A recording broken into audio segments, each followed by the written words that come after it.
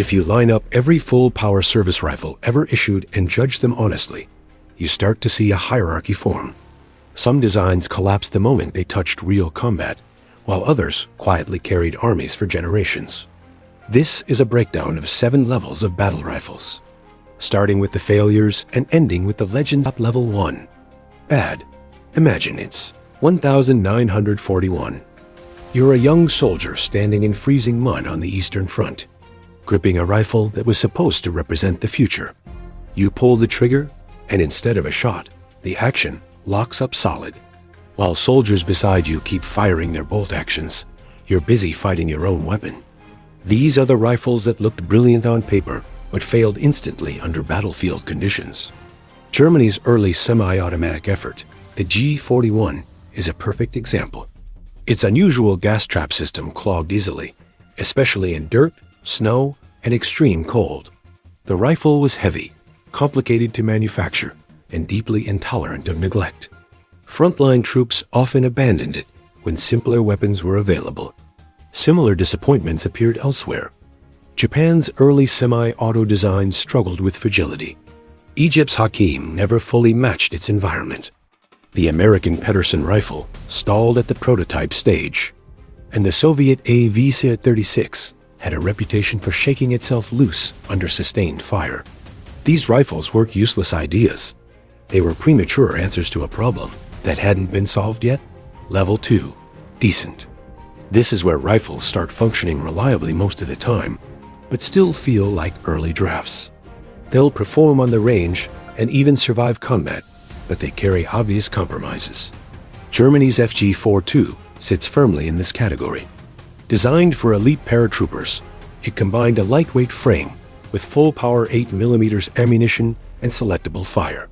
Its side-mounted magazine allowed prone firing without excessive bulk, which was revolutionary at the time. But that innovation came with drawbacks. It was mechanically complex, extremely expensive, and nearly uncontrollable in automatic fire due to its light weight. Production numbers stayed low, and it was never viable as a standard infantry weapon.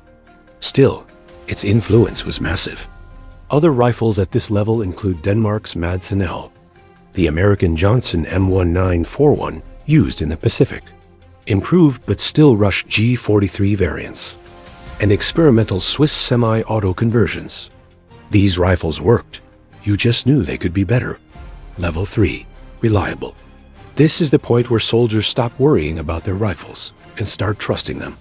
These guns function day after day in mud, sand, and snow without complaint. Spain's CETME Model C defines this tier.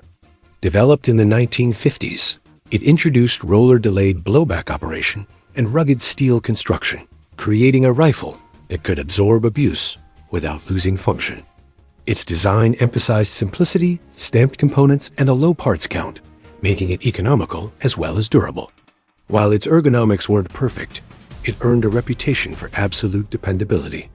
Other rifles living comfortably at this level include modern bullpup battle rifles that maintain toughness despite compact layouts, as well as licensed Swiss designs adapted for harsher climates. These rifles feel like tools, not experiments. Level 4. Competent. This is the true middle ground of battle rifles, balanced, practical, and good enough for almost any mission. These designs are lighter, more adaptable, and far easier to integrate with modern optics and accessories. The Czech Bren 2 in battle rifle configuration represents this tier perfectly.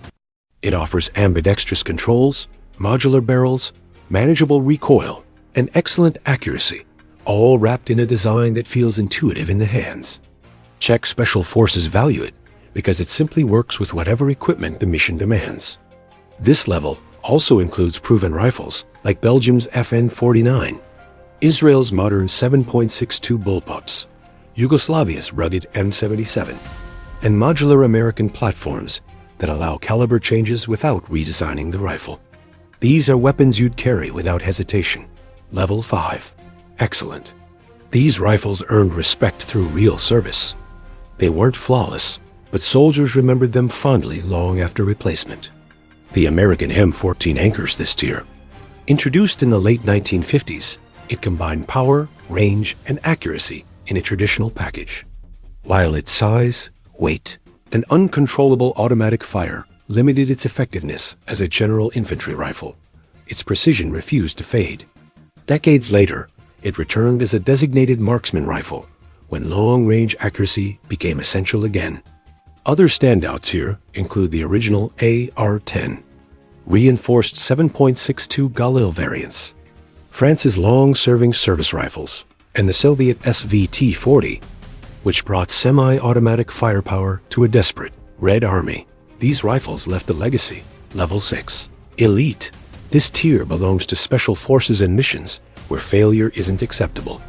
Precision, modularity, and consistency define these rifles. Germany's HK417 dominates here.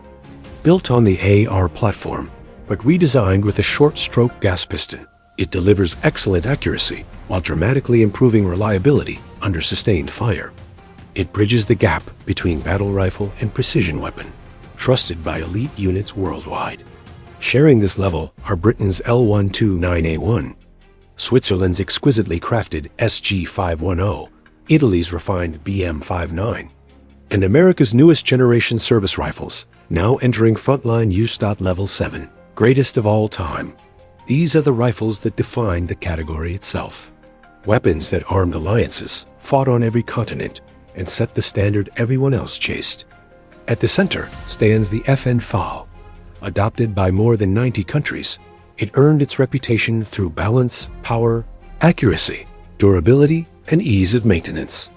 Its adjustable gas system allowed it to function across deserts, jungles, and frozen terrain with minimal effort.